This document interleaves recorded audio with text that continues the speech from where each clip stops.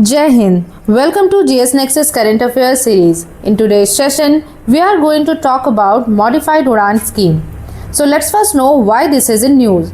The Union Cabinet, chaired by Narendra Modi, has approved the Modified Udan scheme for a period of 10 years from financial year 2026-27 to 2035-36.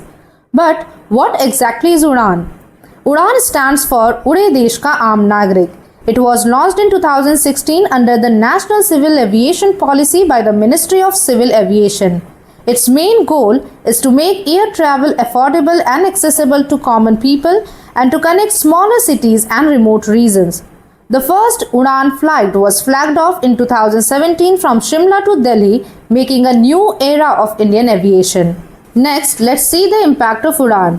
Since its launch, Udan has delivered impressive results. 663 routes operational, 95 airports, heliports and water aerodromes connected, over 3.4 lakh flights and more than 1.6 crore passengers served.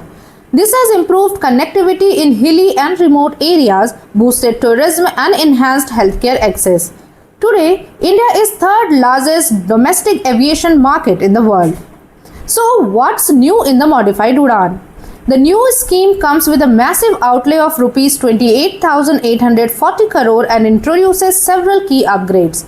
First, development of airports. 100 new airports will be developed from unused airstrips to strengthen regional connectivity. Second, operational and maintenance support. Financial support will be provided to sustain smaller airports for up to 3 years.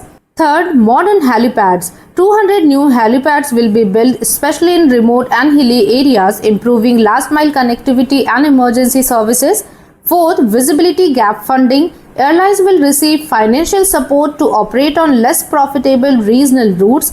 And fifth is Atmanirbhar Bharat Boost. The scheme introduces procurement of indigenous aircrafts like Health Dhruv helicopters and Dornier planes to promote self-reliance. So, the Modified Udan scheme is not just about flights. It's about connecting people, boosting regional economies and transforming India's aviation future. With this move, India is flying closer to its vision of Viksit Bharat 2047. That's all for today. For more such videos, stay tuned with GS Nexus.